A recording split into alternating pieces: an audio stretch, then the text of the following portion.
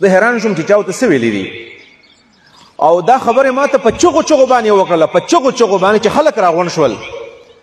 ما ته وایي چې نن پکې د پردې خبرې وکړه او ویل نن مې د کور ټولې زنانه راوستې دي، انګیندې مې راوستې دي، نوسۍ مې ټولې په زور راوستې دي، نن د پردې خبرې وکړه. ما ورته ویل باباجي نن د پردې خبرې کومه. بیا ما ته وایي وایي داسې حل دی وایي زما په کور کې ویل ما خپلو انګیندو ته خپلو نوسو ته کور پرېښی دی، زه په حجره کې اوسېږم په بیټک کې، زه جامو ته نشم کتلی، زه لوپټې ته نشم کتلی. دا کومې تنګې تنګې او لنډې او نرۍ جامې چې اغوندي نو ما له حیا راځي نو ما خپلو نوسو ته خپل انګیندو ته او خپل لوریانو ته کور پرېښی دی نو زه په حجره کې په بیټک کې اوسېږم. خویندو ګورئ د خپلو لباس خیال وساتئ، یسې نه چې د یهودو په شان عذاب په موږ باندې راشي. نبي علیه صلات وسلام وایي جبریل علیه صلات وسلام ته مې ویل چې دا دریم خلک څوک دی چې په دې داسې یو آبادۍ کې دي چې لاندې ارض ځای دی او د پاسه تنګ دی. الله دې معافي وکړي. حالات ګوره ډېر خطرناک حد ته روان دي. موږ ټول ځان غلی کړی دی، هېڅوک اړو اواز نه اوچتوي، غیرت رانه ختم شوی دی. نبي علیه صلات وسلام وویلو ویل ما ته جبریل وویل چې دا ښځې ستا د امت زناکارې ښځې دي، زناکارې بې حیا ښځې دي. د خپل ځان خیال چې نه ساتي، د خپل بدن خیال نه ساتي، د خپل اواز خیال نه ساتي، دا زناکارې او بدعمله ښځې دي، د هغوی سزا ده. زه په دې باندې چې خبره سړی کوي ما له حیا راځي نشم کولی. نن سبا د بازارونو هلته تاسو ګورئ که نه دکاندارانو ته ګورئ، هغه دکان ته خوشحالېږي چې هغې له ښځې راځي. دې ته ملګري د تاسو ورشئ بعضې مارکېټونو نوم نشم اخیستلی چې هغه ځای ته زما او ستا په شانې داسې متشرع سړی نشي تللی، بدي پکې ښکاري. بلکې هغه دکان له چې زما او ستا په شانې سړی ملا طالب ورشي پټکۍ والا دی ګیرې پرېښې ده نو هغه دکاندار ولې لفټ هم نه ورکړي چې دا له څه غضب راغی چې اوس به دلته ښځې دي دکان ته نه راځي. لږ په ځان باندې رحم وکړئ عزتمندو، تاسو غیرتي خلک یئ. راځئ چې دا خپل زوړ سبق ځان ته بیا رایاد کړو. دا پخوا به چې کله ولې زمونږ دا میندې او زمونږ دا خویندې ولې د دې ودونه نه دي شوي، دې له به جامې چا راوړلې، دې له به پیزار چا اغوستو، دې له د واده سامان به چا کو، دې سپین ګیرو دې پلار او دې ورور به لګو. نن چې د جنۍ کویجدن ده، نن د جنۍ واده دی، هغه په خپله باندې ځان له په بازار کې سوداګانې کوي په خپله باندې. او نن ګورئ په هر دکان کې دا کیمرې لګېدلې دي، هر دکان کې دا CCTV کیمرې دي، د هغوی دننه ویډیوز جوړېږي او دا بیا په مو مانګې ریټونو باندې دا بیا خرڅوي او په دې طریقه باندې ښځې بلیک میل شولې او د هغوی د حیا او د غیرت جنازې ووتلې. لږ په ځان رحم وکئ، خبره کوم حد ته بیا ورسېږي. نو نبي علیه صلات وسلام ما ته جبریل وویل چې دا ستا د امت هغه زناکارې ښځې دي چې دا سزا به الله تعالی دوی له ورکوي. او بیا نبي علیه صلات وسلام فرمایي چې ما ورته وویل چې دا څلورم څوک چې دي د وینو په دې سور ډنډ کې و. په دې باندې موږ په تېر درس کې خبره هم کړې وه. رسول الله مبارک فرمایي صلی الله علیه وسلم ما ته جبریل وویل چې دا ستا د امت هغه سودخواري دي، سودخواره چې د هغوی ټول آمدن د سود دی، د هغوی لین دین د سود دی. رسول الله صلی الله علیه وسلم دومره احتیاط د سود په مال کې کړی دی. یو ورځ د یو صحابي میلمه شو، غالبا جابر رضی الله عنه دی. نبی علیہ السلام چې ورغی نو کجورې وله راویستلې، لکه څنګه چې موږ خلکو ته پلیک دو ډرای فروټس چاته ږدو، کجورې وله راویستلې. نبی علیہ السلام دا کجورې خو مدینه کې نشته، چېرته پیدا کړي دي؟ د الله رسول دا مې د خیبر نه راوړې دي. ویل ښه د خیبر ټولې کجورې دقه شانې دي؟ وایي نه، موږ داسې کار کوو چې 2 دړۍ کجورې چاله ورکو بیکاره او ښې کجورې په یو دړۍ والو. رسول الله مبارک فورا کجورې کېښودلې او ویل نه دا ګناه ده. او دی ورته وویل چې ګورئ یاد ساته، حدیث ورته چې الحنتة بالحنتة والشعير بالشعير والذهب بالذهب والفضة بالفضة والتمر بالتمر والملح بالملح مثلا بمثل يدا بيد والفضل ربا. شپږ څیزونه ورته ویلو، په شپږو کې د کجوره بیان کړله چې کجوره ګوره یاد ساته چې کله کجورو په کجورو باندې بدلی نو د دې به وزن به یو شاني، دړۍ په دړۍ باندې بدلولی شي. جیدها وردیها سواء، د دې ښې بدې برابر دي، لہذا په دې کې اضافه ګناه ده. لاس په لاس به یې ورکوئ او یو شان به یې ورکوئ، یو آینده لپاره داسې ونه کړي دا سود دی، ګناه ده، حرام دي. کجور نبي علیه السلام ونه خوړلې. والله دې خیر کړي. زه په دې ډېر یېرېږم چې په دې عمل کې ګورې څوک ډېر اخته دي، نیکان صالحان چې ځان ته وایي هغه خلک پکې ډېر اخته دی. ګورئ سود په ګناه کې هغه خلک اخته دی چې هغه عام طور باندې خلک ورته د نیک په نظر باندې ګوري، هغه خلک په دې کې اخته دی. که موږ ځان ته د دین داعیان وایو او دا هم سوچي چې زما په وجه باندې خلک دین ته رانږدې شي، د عمل پرېښودل غواړي. ګورئ دا هغه مناظر دي عزتمندو چې نبي علیه صلات وسلام په خپله ولیدل، او رسول الله صلی الله علیه وسلم خو ډېر څه لیدلی دی چې جنت هم لیدلی دی، جهنم یې لیدلی دی. نبي علیه صلات وسلام بخاري حدیث دی، ویل زه جنت ته چې کله لاړم نو چې ومې کتل یو ډېر ښکلی محل دی، ښکلې بنګله ده. نو وی زه چې ما دروازه کلاو کړله، ویل ما ویل چې دا بنګله د چا ده؟ ویل کتل مې په دې ګوټ کې یو جنۍ ناسته ده، هوره ناسته ده، او هغه اودس کوي. اودس ډېر ښکلی محل دی. ویل ما ویل چې دا د چا دی؟ ویل ما ته جواب جبریل الله کو چې دا د حضرت عمر فاروق بنګله ده، دا د هغه ځای د هغه جنت دی. ویل سیدې ترې راووتلم. ویل ما ته د عمر غیرت رایاد شو چې حضرت عمر فاروق څوک تصور نشي کولی چې د هغه کور ته سر ورښکاره کړي د هغه د اجازې نه بغیر. ویل زه راووتلم. عمر فاروق چغې کړې، ویې کړل یا رسول الله سلام علیک اغارو، په تا به ماله غیرت راتلو، زما د کور ته بدن نه تللی وی، زما دا کور به دې لیدلی وی. خو نبي علیه صلات وسلام نو جنت هم لیدلی دی، جهنم هم لیدلی دی. دا هغه مناظر دي عزتمندو، دا غټ غټ ګناهونه دي. زه یم که نن په دې آخري درس کې دا څلور خبرې موږ یادې کړې دي، څلور خبرې، او په دې عمل وکړو نو زما په خیال چې دا زموږ د تربیت دپاره او زموږ د نجات دپاره دا کافي دی. دا غټ غټ ګناهونه دي چې دا زموږ د معاشره کې دي. عزتمندو د الله مخې له به ورځو موږ، او د الله مخې ته ودرېدل دا څه اسان کار نه دی. ګورئ نن سبا چې کله موږ خبر شو چې یاره په دې سکول کې په دې دکان کې کیمره لګېدلې ده، نو ډېر زیات په احتیاط باندې په غزه کې تېرېږو. هسې نو زما نه ویډیو زما فلم چېرته جوړ نه شي. دا زموږ دا ټول هر څه ریکارډ کېږي، دا په کیمرو کې ریکارډ شول، او هغه کیمرې د آخرت کیمرې زموږ د دنیا د کیمرو نه ډېرې زیاته طاقتورې دي. که ما او تا په خلوت کې یو، که ما او تا په جلوت کې یو، که په کمره کې دننه موږ ګناه کوو او په ځان پسې م دروازه بنده کړله او پردې م راښکته کړلې، بیا هم د الله په موږ باندې نظر دی، د الله خوا له به ورځو. په دې وجه باندې د الله خوا ته د ودرېدو سوچ پکار دی. په دې قرآن کریم کې چې راځي چې ولمن خاف مقام ربه جنتان، چې څوک د دې خبرې نه وېرېدو چې زه به الله ته څنګه ودرېږم، الله به له دوه جنته ورکړي. دوه بعضې علما وایي تسنیه تکرار دپاره ده، کثرت دپاره ده، چې ډېر جنتونه به الله ورکړي، وسي جنت به الله وله ورکړي. صرف د دې خبرې نه یره پکار ده، الله ته به څنګه ودرېږو. حقیقت داسې دی څنګه به الله ته ودرېږو، موږ الله ته به څنګه مخامخ کېږو. د خلکو مخکې خو موږ ګناه نه کوو، خو دا پټ ګناهونه چې موږ کوو، په دې موبایل باندې موږ ګناهونه کوو، په دننه کمره کې دننه ګناه کوو، په ځان له ځای کې ګناه کوو، دا ټول ګناهونه د قیامت پر ورځ به دا بالکل ښکاري، او الله تعالی به زموږ سره د حساب کتاب کوي. دقه سوچ راځي چې دا موږ د خپل زړه تپوس کړو چې موږ به د الله خوا له ورځو. او نبي علیه صلات وسلام ګورئ فرمایي چې لا تزولو قدما ابن عبد حتی یسأل عن خمس، د یو بنده قدم به اوچت نشي چې د پنځو خبرو تپوس ته نه دی شوی. راځئ چې موږ دا خبرې یادې کړو. پنځه تپوسونه د قیامت په ورځ باندې په میدان د حشر کې کېږي. پنځه تپوسه به کېږي. درې تپوسونه الله په قبر کې کوي د فرشتو په ذریعه باندې، او پنځه تپوس الله تعالی دا کوي د محشر او د حشر په میدان باندې. یو تپوس به د عمر په باره کې کېږي، عن عمره فیما افناه، عمر دې په څه کې تېر کړی دی. راځي ځان سره په پرې مجلس کې داسې ملګري م ناست چې د هغوی عمر 80 کالو ته رسېدلی دی، 80 کالو ته رسېدلی دی، 50 کالو ته ځوانان را پکې دي. وګورئ د خپل ژوند ته چې دا عمر موږ په څه کې تېر کړو. لاړو عمر ختم شو، عمر باندې څوک مړېږي نه. سیدنا نوح علیه صلات وسلام ته 1000 کاله عمر و، او ملک الموت ول کله راغی او سای یې اغوستلی، ویل نوح ووایه که نه دنیا کې د عمر ډېر زیات تېر کړو، دومره عمر د بل چا نه و. څه مخصوص عمر دې څومره و؟ ویل داسې راته ښکاري چې یو ښار دی او د هغې 2 دروازې دي، یو د هغې انټرنس دی چې هغه ورننوځي، یو بل د هغې بهر ته راوتو لاره ده. بس زه یم چې په دې یو دروازه راننوتلم او لږ رالم او په دې بله دې ووتلم. بس دقه زما عمر دی، په عمر څوک چېرته هم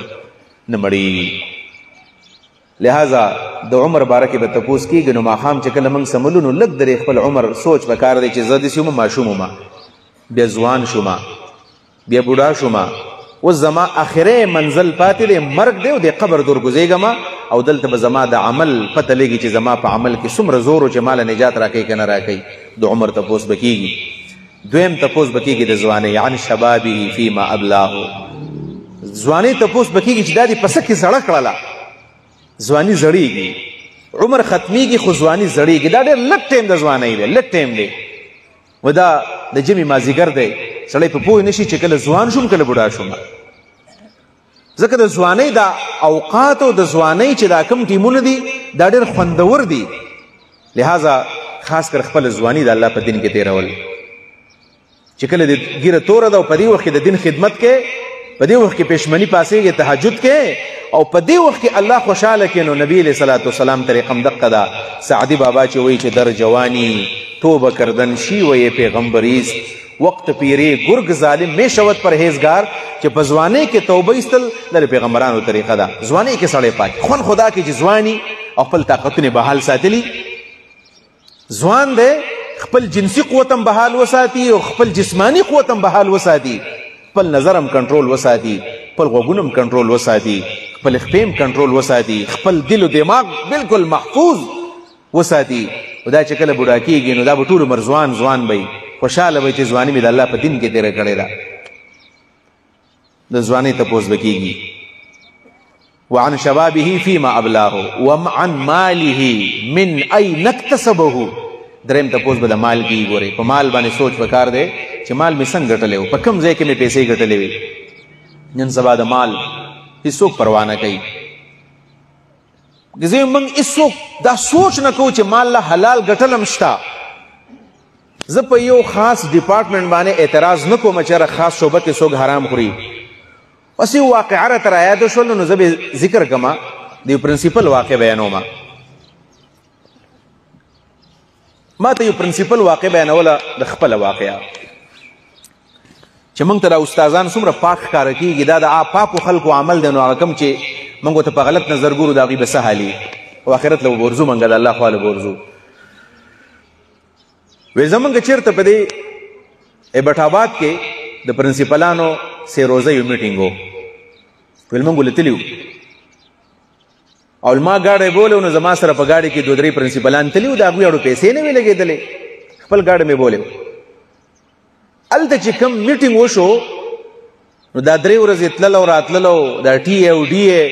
او هلته خوراک او هلته پاتې کېدل نو بیا موږ خپل بیلونه جوړ کړل او هغه بیلونه هم ډایرکټر ته ولېږل چې زموږ دومره خرچه شوې ده ویل په دغې ملګرو کې چې زما ستلی و هغه د 4 لکو روپو بیل جوړ کړی 4 لاک روپو بیل یې جوړ کړی چې زموږ دومره خرچه شوې ده ابټاباد ته 4 لک روپۍ خرچه کېږي دی چا او هلته چې موږ پاتې شوي د یو ملګري کم شپې کولې یو ګاډي کې ما وړی دی نو ویل هغه بیل لاړو ډایرکټریټ ته نو هغه بیل چې کله پاس کېدو نو ویل هغه کوم چې اډیټر صاحب ویل هغه راغوښتلی و چې ستا په دې بیل باندې تحفظات دي ته لږ راشه دا موږ ته ویریفای کړه چې دا دومره خرچه دې څنګه کړې ده وایي هغه چې کله لاړو ورته ویل چې ته پرنسپل صاحب ته قسم په دې کولی شې چې لکه دا بیل 4 لاک دی ویل ده ورته ویل زه پې قسم وکړم خو ته قسم کولی شې چې تا چېرته حرام نه دي کړي ته حلال یې الې ویل هغه هم غلی شو څوک چې د چا څه اډټ کوي هغه هم غل دی چا ته چې پیسې میلاویږي هغه هم غل دی دا زموږ د هغې خلکو حال دی چې کوم زمونږ د دې معاشرې معماران او مسیحاګان دي سم حال دی چې د عامو خلکو به څه حالي اکاونټ آفیس ته ورشه نو چې هېڅ وس دې نه کېږي نو چیک ورباندې وس که که نه اکاونټ افسر الډیټر هلته کلاسپور دا ټول بس یعنې زموږ ټول کلچر داسې جوړ شوی دی چې حرام ګټو بس حرام الله خواله به نه ورځو او بیا په آخر کې چې کله زه ریټایر شم ګیره به پرېږدمه او بیا به زم په تبلیغ کې به هم ځمه قرآن ته به په جومات کې به قرآن ته هم کښېنمه عمرو له به هم ځمه حجونه به هم کومه خلکو ته به هم قارېږمه هلکه منزله راځئ ګورئ ښه تا چې حرام کړي د هغې څه به څه کوې په دې وجه باندې ګورئ د 80 کالو نه اخوا په ګیره پرېښودو باندې نو ګیره هغه خوند کوي که نه دا په ځوانۍ کې پرېږدې په ځوانۍ کې چې خلک یې نه خوښوي او ته وایې د الله د رسول سنت دې زه یې پرېږدمه عزتمندو ځان له دوکه نه ورکوو ګورئ عن ماله من اين اكتسبه خو څلورم نمبر دی چې وفیما انفقه دا مال یې په کوم ځای کې لګولی دی ځکه مال لګي په کوم ځای کې دا پیسې دې په څه لګولې وي نن سبا د هلکانو پیسې په ام بیز باندې لګي امبیان یې اخیستل یوټیوب دپاره د ټیک ټاک دپاره د فیسبوک دپاره د ګندګو دپاره زموږ ټولې پیسې بلکې پلار چې زوی له کم پاکټ مني ورکوي جیب خرچه دا په موبایل باندې لګي موبایل باندې او کوم چې لږ داسې مالداره کېږي په شرابو باندې او په بدعملو باندې لګي. راځئ چې موږ د مال مصرف وپېژنو چې مال به لګو په کم ځای کې، په هغه ځای کې ولګو چې الله تعالی پرې خوشحالېږي. او پنځم تپوس چې کېږي نو هغه تپوس دا دی چې وما عمله فيما علمه، چې څومره علم دی کړی نو عمل یې به څومره کړی. دا 5 ورځې موږ کلاس واغوست، الله دې قبول منظور کړي. بعضې ملګري پکې ډېر بلکې اکثر ملګري په خوشحالۍ باندې راتلل. په دې 5 ورځو کې به تاسو زمانه 2-3 خبرې یادې کړي که نه، نو عمل کوشش به کوو چې دا خبرې مې یادې کړلې، اوس په دې باندې زه عمل کوم. عمل مې څومره کړی دی. چې عمل نه وي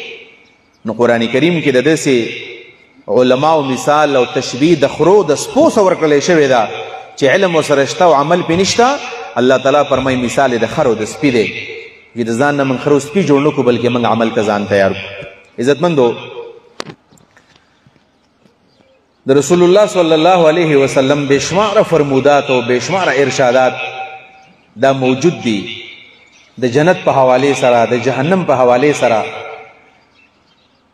راځي چې موږ دا لږ واورو، لږ وګورو چې د جنت کې څه دي او جهنم کې څه دي. د هغې حالت نه چې دا کم حدیث تاسو په دې 28 نمبر باندې دی، زه دا ویمه په دې دغه نمبر باندې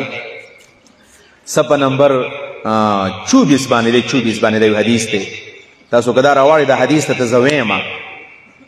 چې دې حالت ته موږ وګورو چې عبدالله ابن عمر رضی الله عنهما فرمایي چې اذا سوار اهل الجنة الى الجنة واهل النار الى النار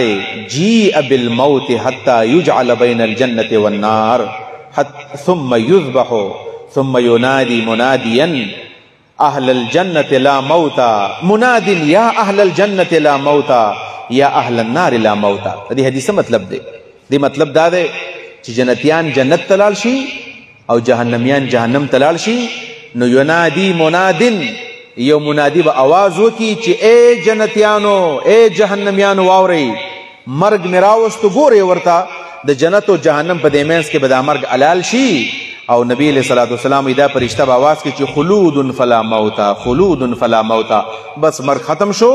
جهنميان په جهنم کې پاتې شي او جنتیان په جنت کې پاتې شي. سم خیال لې که په دې وخت کې چېرته موږ خدای دې نه کړي په جهنم کې، نو بیا به زموږ دپاره څومره د شرم او څومره زیات دا د سختې خبره به الله دې موږ ټول د جهنم نه وساتي. او جهنم ګرم جهنم دی، ګورئ ګپ نه دی. ګورئ رسول الله مبارک فرمایي الله تعالی په دنیا کې جهنم ګرم کړی دی. ګورئ په دنیا کې ګرم کړی دی او دومره ګرم شو چې د جهنم څه بعضې حصې راللې او الله ته باقاعده شکایت وکړو. جهنم په دنیا کې الله ته شکایت کړی دی چې الله اکل بعض بعضا، زما څه حصې دومره ګرمې شولې چې زما څه حصې وخوړلې.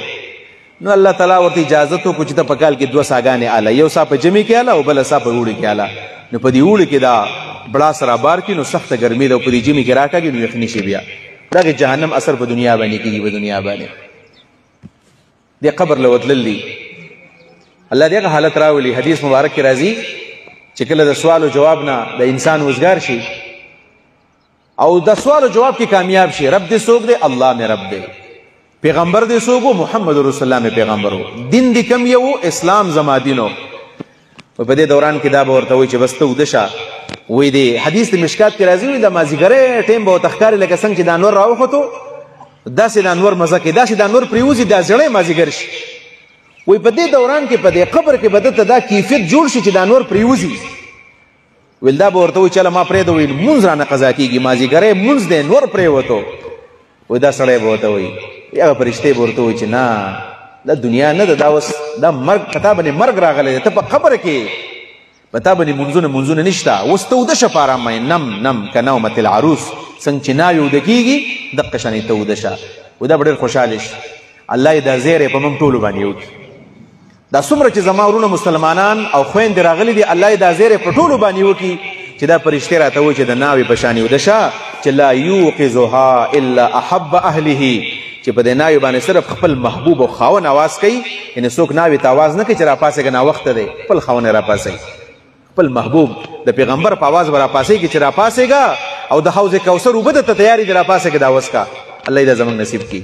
و دا به دومره خوشحاله وي. ورته به وایي چله ما پرېږدئ، ما ته دا ځای کولاو کې ځمه، ما پسې مې مور جړلو، خویندو راپسې جړلو او ما پسې خپلو ملګرو جوړل چې ورته ووایم چې تاسو جاړئ مو، خفه کېږئ مو، زه په خوشحالۍ باندې یم. هغه ورته وایي چې نه واپس څوک تللی نه شي، ورته ارام وکړه سمله او په دې قبر کې که د 2000 کاله تیر شوي دي که 10,000 کاله تیر شوي دي که 50,000 کاله تیر شوي دي په ده باندې به داسې تیر شي لکه چې ناوې اوده شوې ده او ګنټه دوه خوب یې وکړو بیا راپاڅېدله. لهذا یوازې عذابونه هم نه دي ګورې زه نه یم چې بس یوازې عذاب دی او عذاب دی. د آخرت داسې نه دي بیانول پکار چې خلک صرف ویرېږي، نه جنه ترغیب او ترهیب. نبی علیہ السلام کله خلک یې راولی دی او کله خلک په خوند کې راوستی دی، په خوند کې.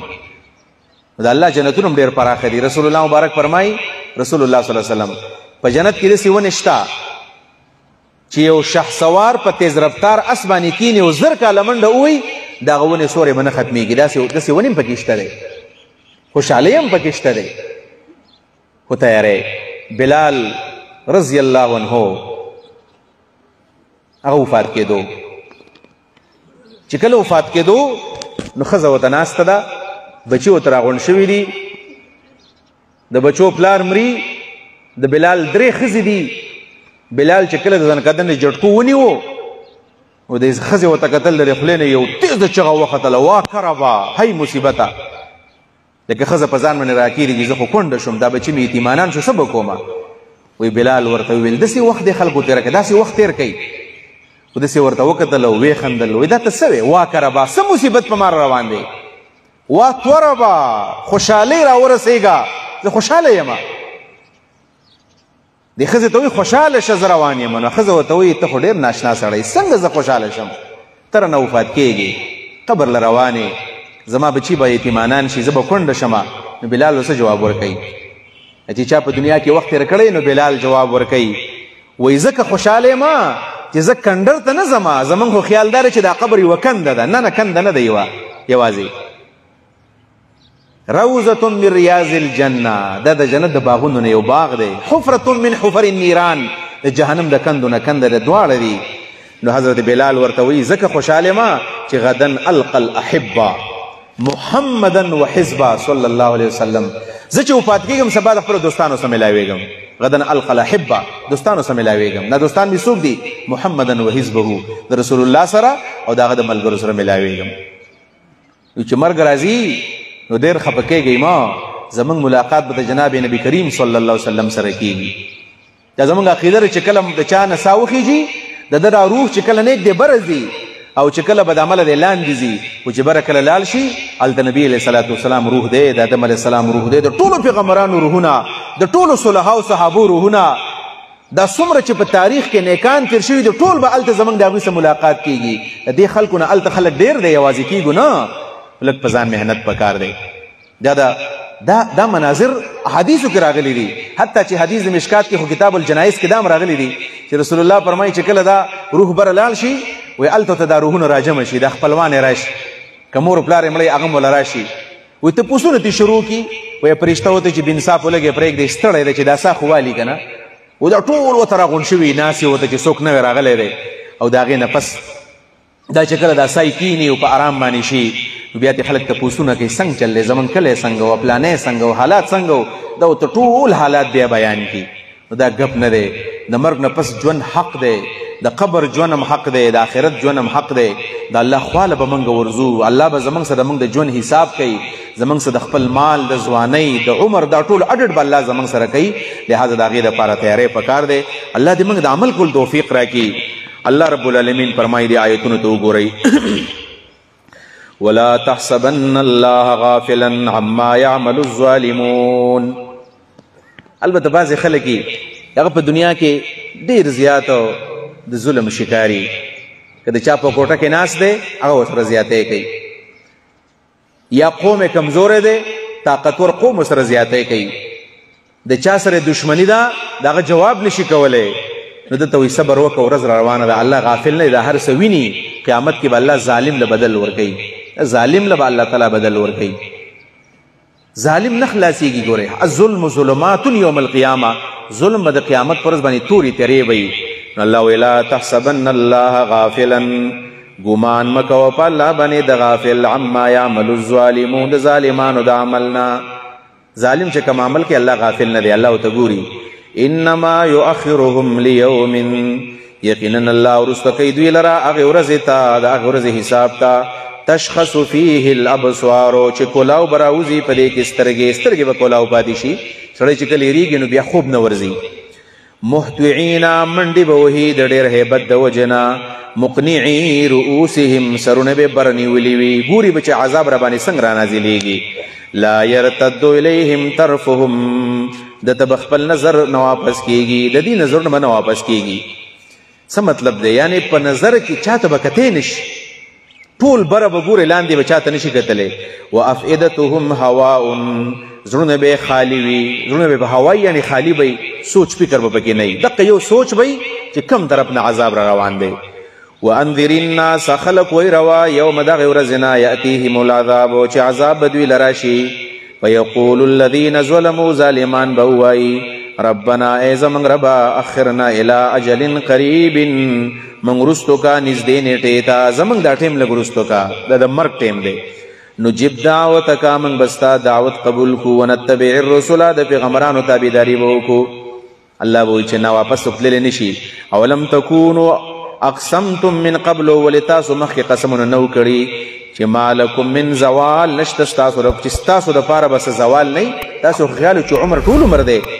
وسکنتم فی مساکن الذین اوسېدلي وئ تاسو د هغې خلکو په کورونو کې ظلموا انفسهم چې په خپل ځان باندې ظلم کړی ظالمانو کورونه خو تاسو لیدلي الله تباه کړي خو تاسو کې څه عبرت اخیستل نه وتبین لکم تاسو دا خبره ښکاره شوې وه کیف فعلنا بهم څنګه چل کړی موږ د دوی سره وضربنا لکم الامثال موږ تاسو ته قسمه قسم مثالونه بیان کړي خو تاسو ته عبرت نه واغستې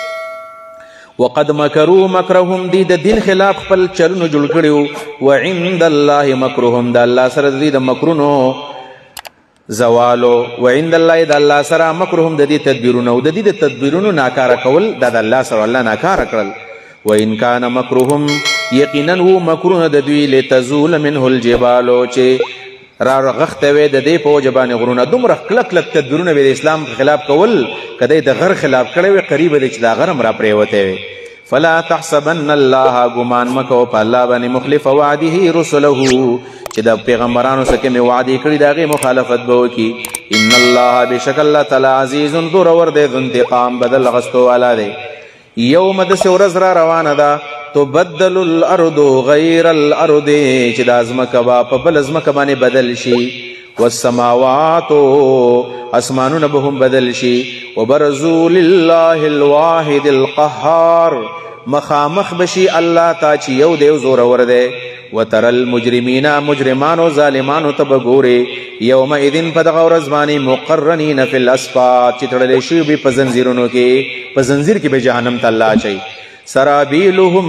من قطران کمیسونه به د ګوګړو نه جوړي ګوګړو کمیس به د دې دپاره چې سخت بوی کوي او سوځي زر زر وتغشا وجوههم النار راخوریږي به د دې په مخونو باندې اور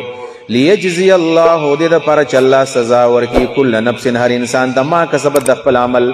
ان الله بشک الله تعالی سریع الحساب زر حساب والا دی هذا بلاغ للناس دا قرآن د خلکو دپاره تبلیغ دی ولینذروا به بل د دې دپاره چې خلک په دې باندې ویرولی شي وليعلموا چې خلک پوه شي انما هو اله چې دا اله دی معبود دی واحد یو دی وليذکر بل دا چې نصیحت قبول کړي اولو الالباب عقل والا خلکو الله رب کریم دی دا درس په خپل دربار کې قبول منظور کی او موږ چې څه وویلو څه موږ واورېدل الله دې موږ ته د عمل کولو توفیق راکړي واخر دعوانا ان الحمد لله رب العالمین زمونږ دا د 15 ورځو درس هغه سر ته ورسېدو یو لس 15 منټه بس تاسو مزید لګي هغه خو یو دوه خبرې دي یو دا ده چې دا تقریبا ما ته ډېر زیات کاغذونه راغلي دي د دعاګانو لپاره نو الله ته خو د حاجتونه ټول معلوم دي خو چا چې دلته کې دا خط را لګلی وي د هغه خواهش دا وي چې زما نوم واغستلی شي او په نوم مې الله ته سړی یاد کړي دا ټول خلک په دعا امین وایي نو دا به م وایو دعا به م کوو ما پرون هم تاسو ته ویلي وو چې په دې کلاس باندې خرچه کېږي او خاص کر چې دا کومه کرسۍ ده نو دا هم 15 ورځې چې پاتې شول نو کم از کم 50 روپۍ د یوې کرسۍ لګي او دې ملګرو مې ویلي وو چې یاره 15 منټه تاسو ورکړئ په منډه منډه باندې به سلکان رومیالونه یا څادر به وګرځئ نو که څوک ذمه داران وي ناسي هغوی تقسیم کړی نو په منډه منډه باندې تاسو یې 15 منټه به زه ورکم دا هلکان په منډه منډه باندې پاسېږي د چا چې څومره وس کېږي په چا زور نشته دی دا ټیم داسې دی چې دا انفاق فی سبیل الله او د الله په لار کې مال لګول دا ډېر لوی قرباني ده په دې نیت دا پیسې ورکړي چې یو د کلاس د خرچه به دا موږ برداشت کړو زنانه هم او نارینه هم او دویم نمبر دا ده چې دا زموږ د ګناهونو کفاره وګرځي که زموږ څه ګناهونه شوي نو چې په دې انفاق باندې موږ پاک شو انشاءالله لس 15 منټه پس به موږ بیا دعاګانې به کوو توجه سره به د دعا کوو چې الله زموږ دعاګانې قبول کړي د زنانو سکول کې په جماعت کې کوم چې بخاري مدرسې مولانا شفیع الله صاحب مدرسه ده د هغې طالب علمانو طالباتو په خدمت کې عرض دی چې هغې دلته په جماعت کې په سکول کې هغې چانداغه وکړي د هغې نه علاوه د بخاري مدرسې د مدرسه خدیجة الکبرا نه علاوه نورو زنانو ته یا بل چا ته د چاندې اجازت نشته صرف د خدیجة الکبرا کومې طالبات دي هغه یې د دې اهتمام وکړي او هغه د چاندې وکړي د هغې نه علاوه نورو چا ته د چاندې د کولو اجازت نشته جزاک الله خپل دغه ماشومان یې دغه اهتمام وکړي السلام علیکم. وعلیکم السلام. خلیل صاحب سپاهی خیر نور خیر الله دې خوشاله کړي.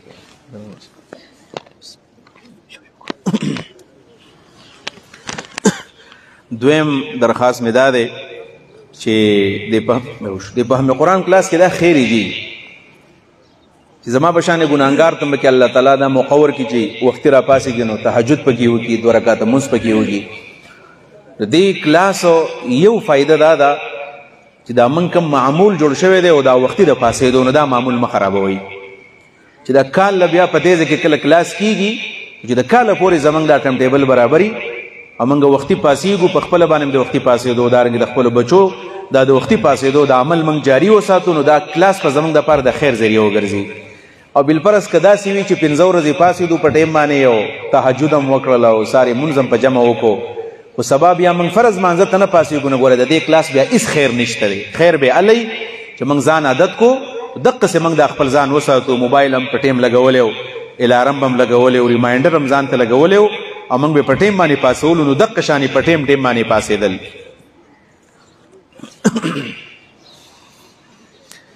زه د چندې په دوران کې د کم ملګرو چې درخواستونه کړي دي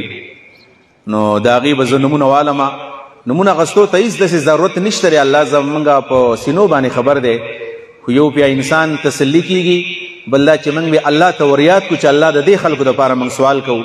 تاسو پې امین یم انشاءالله وایې دا عمرا خان صاحب د طرف نه دی یا د هغه دپاره دی چې سعودي عرب کې د ډېر زیات ټیم وشو او کور ته نه راځي د هغه دپاره به دعا کوو چې الله تعالی هغه خپل کور ته په ټیم باندې راورسوي دا د یوې خور خط راغلی دی چې زما خاوند دی په جیل کې دی د هغې دپاره دعا وکړي چې الله تعالی د جیل نه راخلاص کړي ټول ملګري نر او ښځې چې موږ دعاګانې وکړو الله د دې دپاره څه سبیل وګرځوي دا یو ملګری دی د میډیکل ټسټ دپاره تیاری به کوي نو د هغه دعا درخواست کړی دی چې ما ته ټول مسلمانان دعا وکړي چې الله په دې کې ما پاس کړي نو الله دې په دې کې هغوی له کامیابي ورکړي دا بل ملګري د میډیکل د ټسټ دپاره سوال لا لګلی دی د ده دپاره هم دعا کوو چې الله تعالی د ده هم سبیل لا وباسي دا د پروګرام د منتظمینو دپاره د ملګري خط را لګلی دی چې څومره ملګرو دلته تیاری کړی دی او دا کرسۍ لګولې دي دا یو ملګری د ساؤنډ دپاره ناست ډېر حقیقت دا دی په بهترین انداز باندې د ساؤنډ نظام وچلو کله چې زه داسې کلاس علم نو په منځ کې خامخا دا ساؤنډ کله وران راوران شي دې ملګري ته زه خصوصي دعا کوم دې بل ملګري زموږ د الله یو پروګرام وچلو زموږ دا دعوت یې لرې لرې ځای ته ورسو زما سره ډېر خلک رابطې کوي چې موږ په کور کې دا موبایل دقه شانې لګولی وختي ورته موږ زنانه او نارینه راغونډ شوي او څنګه چې دا کلاس تمرباغ کې چلیږي دقه شانې په کور کې هم چلیږي نو د دې دپاره هم دعا کوو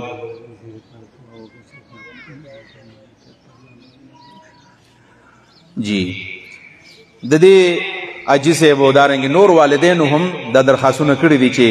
الله زموږ بچي نیک عمله کړي او زموږ تابعداره کړي دا ډېر لوی مسله ده چې بچي د پلارانو د میندو نافرمانه دي الله دې دا فرمان بردار جوړ کړي دا بله زنانه ده خور د هغې خط را لېږلی زم په کور کې بې اتفاقي ده او قرضونه دي دعا وکړي چې الله زموږ دا بې اتفاقي په اتفاق بدل کړي او زموږ د قرضونو الله تعالی سلار راوبسي الله یې دا د قرضونو نه خلاص کړي بل یو ملګری دی زنانه ده چې زما زوی په سعودي عرب کې بیمار دی دعا ورته وکړئ الله یې د هغه د زوی انتظام وکړي الله دې راخلاص کړي بله زنانه وایي چې زمونږ یو خاوند دی چې هغه په سعودي عرب کې 8 کاله وشو نو د هغوی دپاره به دعا کوو او خاص کر تاسو ته وایم چې هلکانو ته او نوجوانانو ته چې تاسو زیات وخت کله په سعودي عرب کې تېروئ نو ستاسو والدین به خفه کېږي یا په دې لایو باندې چې څوک زموږ دا درس اوري او سعودي عرب کې دي نو ستاسو خو صرف پیسې به ګټئ یا خپل ژوند تېروئ خو مور او پلار په تاسو پسې داسې ګړېږي نن ما ته خط رالیږي چې ته د دعا وکړه چې الله خپل کور ته راولي نو ځوانانو سم خیال دی چې نن مور ما ته خط رالیږي نن پلار ما ته وایي چې زموږ بچی یاد شوی دی نو ستاسو څه خیال دی چې تاسو د مور او پلار نافرماني کله کوئ نو پلار مور په زړه باندې څه تېرېږي بیا د خپلو والدینو فرمان بردار جوړ شئ الله دې د دوی دپاره ملار راوباسي دا بله زنانم د سعودي عرب د زوی او د خاوند دپاره خبره کوي چې الله یې کور ته په خیر باندې راوړي دعا ورته وکوي بله یو خور د هغې خط رالیږلی دی چې په موږ باندې قرض ډېر زیات دی الله تعالی د قرض د ورکولو توفیق وله ورکړه الله د قرض د خلاصېدو انتظام وله وکړه او بله زنانه وایي چې زما اولاد د اولاد مې دی بچي مې دي او دعا ورته وکړي چې الله ته نیک عمل علما جوړ کړي الله دې بعمل او نیک عمل علما ته جوړ کړي بله زنانه ده د هغې د طرف نه دا سوال دی مطالبه ده چې مشکلات دې ډېر زیات ماته او کور کې وخت تېرول راته ګران دي دعا راته وکړي چې الله زما وخت په اسانه باندې تېر کړي او ما مشکلات الله حل کړي او بله خور د هغې هم دقه جواب لیږلی دی چې قرضونه راباندې ډېر زیات دي الله د قرضونو انتظام وله وکړي چې الله خلاصې کړي بله زنانم د خاوند د قرض سوال کوي چې الله تعالی زموږ دا قرض ختم کړي الله د قرض نه خلاص کړي دا بله خور ده هغه سوال کوي چې زما خاوند د کینسر بیمار دی ټولو ته دعا وکړي چې الله تعالی د کینسر بیماري یې ښه کړي ډېر لوی مشکل دی او بله زنانه ده چې ما مدرسه په کور کې کولاو کړې ده دعا ورته وکړي چې الله تعالی د هغې نه د دین چینه جوړه کړي او په قیامت کې زموږ دپاره د نجات ذریعه وګرځي الله دې د دې نه د دین مرکز جوړ کړي او د خلکو دپاره د خیر ذریعه وګرځوي او بله یو خور د هغه وایي چې زه په خپله ډېرې بیمار یم دعا راته وکړي چې الله صحت راکړي او قرضونه راباندې دي الله تعالی روغ صحت له ورکړي او الله د قرضونو نه خلاصه کړي بله خور ده او زما نه سره ورک شوي دي دعا ورته وکړي چې الله یې را پیدا کړي دا په یقین سره چې دعا وشي ورک شي الله بالکل را پیدا کولی شي الله د دې انتظام وله وکړي دا جی یو ملګری دی نوم یې ځکه نه علمه چې مناسب نه وي هغه وایي چې دعا ورته وکړئ چې زما والد محترم دی زما په کور کې خلک دی او هغوی عمدن مشکوک دی او هغه دا چې داسې د نسوارو د سګرټو پیسې کور ته راځي دعا ورته وکړي چې الله د دې روزګار نه خلاص کړي د خو یقینا د زړه نه دعا وکړي چې الله د دې نسوارو د سګرټو د خرڅولو د پیسې د چرسو څوک ته حرامې وایي څوک د مکروه یقینا ښه نه دي دعا ورته وکړي چې الله ښه حلال روزګار وله ورکړي او ډېرې پیسې وله ورکړي الله د دې بیمارۍ نه الله تعالی وساتي دا یو بل ملګری دی هغه وایي چې ما بیماري ده غالبا اپیلیپسي ده یا څه بیماري ده چې الله د دې نه ماره نجات راکړي او بل یو ډاکټر نوشیر خان صاحب و د هغه په باره کې هم دا مطالبه شوې ده چې سعودي عرب کې په جیل کې دی په سعودي عرب کې په جیل کې دی 4 کالې وشول د هغې دپاره دعا وکړي چې الله د هغې رهایي وکړي والله خپل کور ته روغ راولي الله تعالی ډاکټر صاحب دپاره هم څه سبیل جوړ کړه بله یو خور د هغې خط رالیږلی دی چې زما بصارت ختم شوی دی سترګې مې کار نه کوي دعا راته وکړي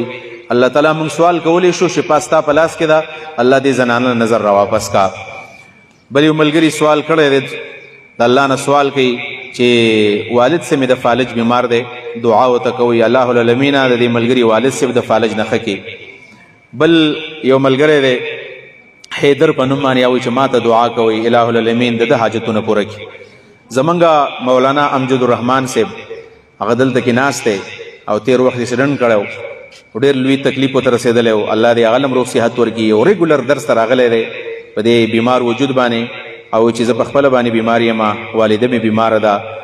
او د شیخ صاحب وحید الله صاحب دغه والده بیماره ده د دې ټولو دپاره هغوی د دعا درخواست کړی دی الله العالمین دوی له روغ صحت ورکړه دا یو بل ملګري د دعا درخواست کړی دی محمد انیس په نوم باندې یو ماشوم دی د زړه بیمار دی دغه دپاره په اخلاص ټول ملګري دعا وکړي چې بچی دی ماشوم دی چې الله تعالی د هغه د زړه مسایل حل کړي بل یو ملګری دی سید غلام صاحب والد صاحب بیمار دی اپریشن یې دی نو دغه دپاره دعا وکړي چې الله تعالی د اپریشن هم کامیاب کړي او الله تعالی ورله روغ صحت ورکړي دا یو 2 سوال دي دا یو بل ملګري کړی دی چې په جیل کې زموږ ډېر ملګري قید دي د هغې دپاره دعا وکړي چې را طالب علم محمد رئیس خان دا مطالبه کړې ده الله موږ دعا کو سوال کو چې د ملګرو د رهایي انتظام وکړه او پرون کوم چې سید باچا صاحب وفات دی د هغه دپاره دا مطالبه راغلی دی چې د هغوی دپاره هم دعا وکړو چې الله تعالی د هغوی مغفرت تامه نصیب کړي. آخر کې دا یو ملګري د خپلې مور دپاره سوال رالیږلی دی چې زما مور بیماره ده او د هغې دپاره به دعا کړو چې الله تعالی هغې له روغ صحت ورکړي. شهزاد سعودي عرب کې دا په قید کې دی، د هغه دپاره هم دعا کوو. عزتمندو دا نومونه مې واغستل، ټایم هم پرې ولګېدو او الله ته موږ ټول معلوم یو، الله ته موږ ټول معلوم یو. خو دا نومونه په دې وجه باندې ما واغستل، بعضې خلک پرې تنګېږي هم، خو زه چونکې په دې باندې انسان ته خوشحالي میلاویږي. چېرې زما نوم یې واغستو الله ته داسې وریاد شوم، الله ته موږ هسې وریاد یو. خو دعا کې دا شرط چې دا په یقین سره کول غواړي، نو بس د مزید یقین دپاره مې دا موږ ته خط رالیږلی و. نومونه مې واغستل، څوک پرې تنګ شوي معذرت هم کومه، خو د دې ټولو ملګرو دپاره به هم دعا بیا کوو. د دې نه بغیر موږ ټول حاجتمند یو. دا نن چې ستاسو دا دومره په کثیر تعداد راغلي یئ، دا هم دقه یو فکر دی چې بس موږ دلته دعا له راغلي یو. ټیک د مخکې به څوک راغلي، څوک به نشو راتلی. دا دعا ځان له مستقل عبادت دی، نو دا نن دعا له راغلي دي. بعضې ملګري دا خبره لږ په غور باندې واورئ، یاره وایي نور کله نه راتله او نن ټول راغلي دي. نن چې راغلي دا هم ډېر غټ کار یې کړی دی، ځکه دعا له نن راغلي دي او دا دعا مستقل عبادت دی. شاید چې نن څوک راغلی دی هغه به الله به د هغه د مغفرت اعلان شاید مخکې وکړي، او مخکې چې څوک راغلی دی شاید هغه نه غټ ګناهونه شوي. نو موږ به دعا کوو او دعا کې به انشاءالله دا ټول ملګري به یادو، چا چې درخواستونه کړي دي به یادو. خو اول کې په مینه باندې، په محبت باندې، په محمد رسول الله باندې درود وایو، بیا به ټول خاموش کیږو، ځان ته به خپل ګناهونه را یادو چې زموږ نه څومره ګناهونه شوي دي. نو بیا به الله ته خپل درخواستونه کوو چې الله تعالی موږ ته معاف کړي. اللهم صل على محمد وعلى آل محمد كما صليت على إبراهيم وعلى آل إبراهيم إنك حميد مجيد. اللهم بارك على محمد وعلى آل محمد كما باركت على إبراهيم وعلى آل إبراهيم إنك حميد مجيد.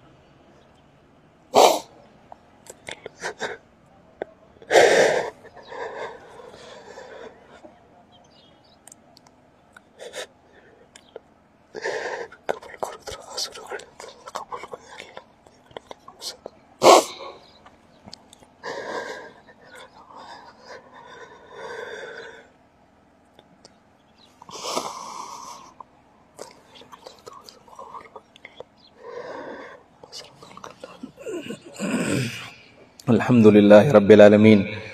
والصلاة والسلام على سيد المرسلين محمد وآله وصحبه أجمعين. ربنا ظلمنا أنفسنا وإن لم تغفر لنا وترحمنا لنكونن من الخاسرين. ربنا لا تزغ قلوبنا بعد إذ هديتنا وهب لنا من لدنك رحمة إنك أنت الوهاب. ربنا لا تؤاخذنا إن نسينا أو أخطأنا. ربنا ولا تحمل علينا إسرا كما حملته على الذين من قبلنا. ربنا ولا تحملنا ما لا طاقة لنا به واعف عنا واغفر لنا وارحمنا أنت مولانا فانصرنا على القوم الكافرين. اللهم اهدنا فيمن هديت وعافنا فيمن عافيت وتولنا فيمن توليت وبارك لنا فيما أعطيت وقنا شر ما قضيت وقنا شر ما قضيت وقنا شر ما قضيت فإنك تقضي ولا يقضى عليك وإنه لا يذل من واليت ولا يعز من عاديت تباركت ربنا وتعاليت. نستغفرك ونتوب إليك نستغفرك ونتوب إليك نستغفرك ونتوب إليك. اللهم يا الله يا رحمن يا رحيم يا حي يا قيوم يا ذا الجلال والإكرام برحمتك نستغيث برحمتك نستغيث برحمتك نستغيث. الہ العالمین دا پنځه ورځې د سمرباغ په دې ګراوند کې منګه تېرې کړلې. الہ العالمین د دین د زده کړې کوشش هم وکړو. الہ العالمین زموږ دا پنځه ورځې کلاس په خپل دربار کې قبول منظور کا. الہ العالمین دا کلاس موږ ته وسیله کوو، دا قرآن او دا آیتونه او سورتونه موږ ته وسیله کوو. الله په دې جایزه وسیله باندې زموږ د ټولو د ګناهونو د معافۍ نن اعلان وکړه یا الله. الله زموږ د ټولو د ګناهونو د معافۍ نن اعلان وکړه یا الله. الله زموږ د ټولو ګناهونه معاف کا. الله زموږ پټ او زموږ ښکاره ګناهونه معاف کا. الله زموږ پټ او زموږ ښکاره ګناهونه معاف کا یا الله. زموږ سرن او زموږ جهرن ګناهونه معاف کا. الله زموږ صغایر او کبایر معاف کا. الہ العالمین دا څومره مسلمانان ورونه خویندې چې د کلاس کې شریکې وي د اولې ورځې نه تر د نن ورځې پورې یا الله تعالی زموږ د ټولو دغه یو غرض دی، دغه یو فکر دی، یو لالچ دی یا الله چې موږ ګناهګار یو. الله په داسې ګراونډونو کې او په داسې میدانونو کې ستا د حبیب وینا ده چې کله څوک راغونډ شي الله تعالی سوچت کی الله په ډیر زیات خوشحالیږي. الله موږ نن د سمر باغ د سکول په دې ګراوند کې ستا سره وعده کوو یا الله تعالی چې موږ به کوشش کوو چې موږ به د ګناه نه ځان ساتو. د شته ګناهونه راته معاف کا الله. د شته ګناهونه راته معاف کا یا الله. الله موږ ډیر زیات په بېغورۍ کې په بې فکرۍ کې دا ګناهونه کړي دي. الله دا راته معاف کا. الله دا راته معاف کا یا الله. ډیر زیات سپینګري، ډیر زیات مشرانې بزرګان زنانه د کلاس ډیر په تکلیف باندې راغلي دي. الله ستا د دین سره مینه وا، د قرآن سره مینه وا یا الله. دا مینه په خپل دربار کې قبول منظور کا.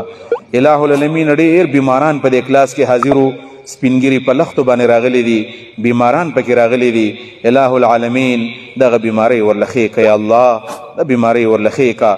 د څومره ملګرو چې موږ ته درخواستونه کړي دي د دې نه علاوه په دې مجلس کې نور داسې بیماران موجود دي، موږ یې پیژنو چې درخواست یې خو نه دی کړی. الله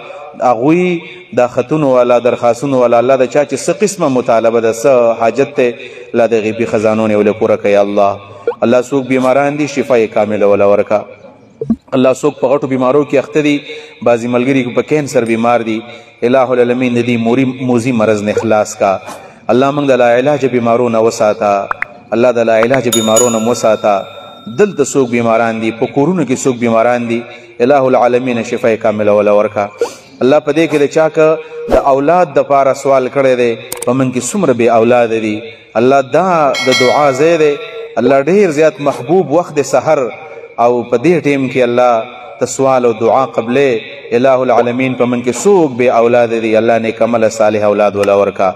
نیک عمله صالح اولاد ولا ورکا. زمونږ په ملګرو کې ډېر داسې دي په کورونو کې د هغوی بې اولاده زنانه دي، بې اولاده نارینه دي، درخواستونه یې کړي دي. هغوی ته هم دعا وکړئ یا الله د هغوی صاحب اولاد کا، نیک عمله صالح اولاد ولا ورکا. الہ العالمین د چا نیک عمله بچي نشته دی، نیک عمله بچي ولا ورکا. الله د چا نارینه اولاد نشته، نارینه اولاد ولا ورکا. ډېرو زنانو پکې درخواستونه وکړل چې زمونږ کورونه وران دي، الله کورونه یې جوړ کا. الله اتحاد او اتفاق پکې راوله یا الله. ډیرو خویندو درخواستونه وکړه زموږ خاوندان بچي په سعودي عرب کې په جیلونو کې دي یا دلته پاکستان کې په جیلونو کې دي یا اسی په سعودي عرب کې ډیر عمر تیر کو. الله تعالی د دې میندو د دې والدینو خپل بچي یاد شوي دي، الله د هغوی د آزادولو انتظام وکړه. اللهم فك اخواننا الاسرى، اللهم فك اخواننا الاسرى في كل مكان، في كل مكان یا رب العالمین. الہ العالمین په دې مجلس کې څوک داسې وي چې په هغې باندې قرض دی، الله نن په دې نیت باندې درس ته راغلي، الله چې ته پرې رحم وکړي او د قرض د ورکولو انتظام وکړي. الله څومره ملګرو په نارینه او زنانو باندې قرض دی، الله د قرض د بوج نه خلاص کا. الله د قرض د ورکولو دپاره سبیل او لار راوبسه یا الله. د څومره ملګرو د کومو کارکنانو د جماعت ذمه داران دي، نور کارکنان دي، هغوی چې دلته کې زموږ دپاره د بستي آباده کړې وه او وختي راغلی دي، وختي پاسېدلی دي، دا د لوډ سپیکر انتظام یې کړی دی، د کرسو انتظام یې کړی دی، مخکې پوسټر یې لګولی دي، تشهیر یې کړی دی، دعوت یې خلکو له ورکړی دی. یا الله د دې کارکنانو ته مل شه، الله د دې کارکنانو په ژوند کې خیر و برکت واچوه. یا الله الله د دې خلکو دپاره دا لار جوړه کړې وه، دا درس یې ول آباد کړی و، الله د دې د عمل په خپل دربار کې قبول منظور کا. الله په قبر کې او په آخرت کې وله په کار باندې راوله. الله تعالی مونږ ټولو له مرګ چې راولې، الله د ایمان سمان له مرګ راولې. یا الله الله په قبر کې چې کوم سوال او جواب کیږي، الله مونږ ټول د هغې دپاره ډېر زیات فکرمن یو، الله د قبر په سوال او جواب کې مونږ له کامیابي راکړه. یا الله الہ العالمین د محشر په میدان کې د شرم نه مونږ وساته، الہ العالمین د محشر د شرم نه مونږ وساته، الله د قبر د عذاب نه محفوظ کا. الله مونږ ټولو له عملنامې په خیل اسمانې راکړه. الله زمونږ تلې د نیک اعمالو درنې کا، الله تلې د نیک اعمالو زمونږ درنې کا. یا الله یا رحمان یا رحیم د سوال چل منګ له ناراضي الله سوال نشو کوله الله څه غوښتلی نشو ستا حبیب چې ستا نه څه غوښتلی دی الله منګ له په هغې کې برخه راکا الله ستا حبیب چې د څه نه پناه غوښتلی دی الله منګ ته پناه راکا اللهم انا نسألك الجنة ونستعيذ بك من النار اللهم انا نسألك الجنة ونستعيذ بك من النار اللهم انا نسألك الجنة ونستعيذ بك من النار الله تعالی په دنیا کې د شرم نه وساته زمونږ ډېر ملګري دي دشمنۍ دي درخواستونه کړي دي الله د هغوی دشمنۍ په دوستۍ باندې بدل کا الله دشمنۍ په دوستۍ باندې بدل کا الله د ثمرباغ د خلکو د کلاس آباد کو راغله القرآن واوریدو الله په دې کلي باندې خپل خصوصي رحم کرم وکا الله هر قسم انعامات ولا ورکا الله د حاسدینو د حسد نه وساته د بد نظرو د بد نظرۍ نه وساته الہ العالمین د دې کلي د دې علاقې نوجوانان د دین سره متعلق کا د بيدینو نه وساته الله د فحاشو عریانو نه وساته رب کریمه ای زمنګ مهربان ربا مهربان الله زمنګ خپل د اسرې زی نشتا الله زمنګ بل رب نشتا الله زمنګ بل خالق نشتا الله ته زمنګ خالقي ته زمنګ مشکل روای الله ته زمنګ مشکل کوشای ته زمنګ حاجت روای الله تعالی منګ د لا علاج بیمارونو وساته یا الله لا علاج بیمارونو وساته یا الله حقیقت کې ته پریشان شوی الله په سارو د بیماری راوستي دی الله الله د ته زمنګ نه خپي الله نن منګ په دې میدان کې ستاسو سره روغه کو یا الله منګ روغه ته تیار یو زمنګ سره روغه وکي الله الله زمنګ سره روغه وکا الله د زمنګ د ګناهونو پوجا زمنګ سارو ته تکلیف دی د لمپی سکین د بیماری په شکل کې زمنګ ساروي الله غتبو برباد شو تکلیفونه دی ورتا سو سورزي ولاړی سملاسته نشي الله زمنګ د ګناهونو پوج باندې دوی ته تکلیف دی الله منګ معاف کا نور الله منګ نور معاف کا الله منګ توبه وباسو یا الله منګ ته د خپل ګناهونه معاف کا الله زمنګ په ګناهونو دا ساروي نور مرانه سي الله الله ر دې سارو الله دې مرغو الہ العالمین په خپل الله ډېر سخت تکلیفونه رالل من په دې وطن رالل الله مختلف عذابونه دي الله زمنګ د ګناهونو نتیجه ده الله منګ مقروض شو من قرضدار شو زمنګ ملک قرضدار شو الله زمنګ ملک د قرضونو اخلاص کړي الله